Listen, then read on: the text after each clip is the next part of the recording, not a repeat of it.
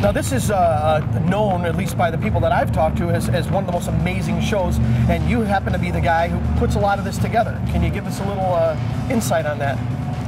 One of the owners of the show, basically the people that own, is the group of us that we all have a passion for cars. We collect cars, and this is what we do, and we thought, let's put on a better car show, and we know the people that have the cars and convince them to bring the cars for a nice gathering of stuff that seldom gets seen. But this is more than your typical show that I've been to.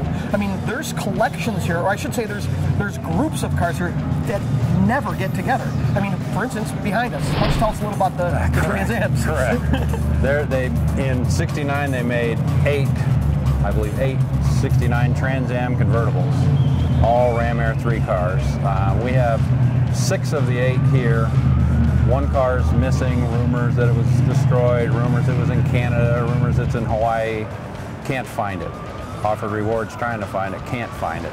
And then there's another one that was a no-show. We were supposed to have 7, but we have 6. So we have 6 of the 8, all in one spot. And it's incredible. And now I'm looking at them, I see that they're in phenomenal condition. Some are obviously restored, but even the ones that don't look as much to be restored, they're like brand new. How does this happen? What are the odds of that? You know, Pontiacs usually lived a better life. They were a more upscale car than like a Chevrolet for the most part, so they got taken better care of, and convertibles usually got taken better care of anyway. Okay. And they're such rare cars that pretty much from early on everybody knew they were rare, so they didn't get really trashed. Okay, and of the 6 cars in this group, there has to be differences between the cars. Are there different power plants, different, I mean, what are the options, and which ones seem to be the more special? They're all really unique.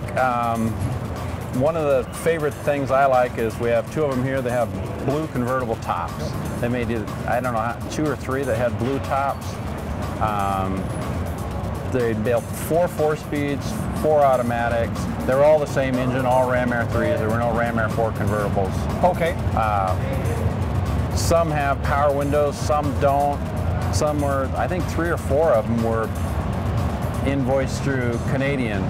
They went to Canada. Really? Like through the Canadian, the PHS paperwork is Canadian paperwork, delivery stuff. Were every one of these cars... They were all built in Norwood, but were every one of them special order, or did the factory put this group together and then shoot them out and then sell them? In other words, were these ordered? They were for sale. They just didn't sell. I mean, it was... How is that possible? I don't know. I'm not an expert on them. I used to own one. I don't own one anymore. It's kind of unique. 4 of the 8 are owned by one entity, some friends of mine that loan me cars for the show. They think it's important to get the stuff out there. So. Which is cool. I mean, let's face it, that's like having a piece of art that you hide down in your basement safe that nobody gets to see. Why is that? This, if you really appreciate it, this is exactly the way to do it.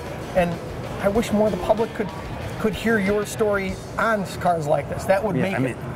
Just come to Chicago. This is just neat stuff to see. No doubt. You got 6 of the 8 Trans Am convertibles in one spot. There's never been that many in one spot before. I mean, it's pretty impressive. We've got one back here under restoration. That was bought from the original owner in San Francisco probably 5 years ago. He was, I believe, an advertising executive for Pontiac, and he didn't even know he had ordered the car. He didn't order the car. They called and said his car was ready, and it turns out John DeLorean ordered it for him and didn't tell him about it. So, and he had it all these years, and we got it from him probably 5 years ago, and it's a full boat loaded, neat car. I mean, pretty special. And that's the story you find in Chicago. That's the story when you come to this show, you see that you're not going to see that anywhere else.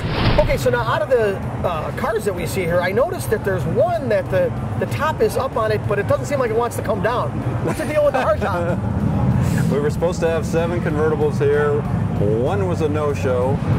I won't get into that, but so, and the friends of mine that own 4 of these convertibles also have that's a Ram Air 4 hardtop, 4-speed, blue deluxe interior, very special car. So we thought, well, we'll just sneak that in there too. And it's not a lot of people don't see Ram Air 469 Trans Am hardtop. I was going to say, it's not exactly a nothing car. That's an amazing car. That's really cool. Okay, Charlie, it's been an honor, and I really appreciate you taking the time telling us all this stuff.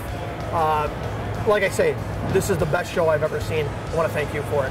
Thanks. I'm glad you guys came, and hopefully you can tell more people and get them to come out and experience some of this stuff. It's some pretty cool stuff to see that I don't normally get excited about car shows. I don't like sitting around at car shows, but there's so much stuff here, it's hard to absorb it all.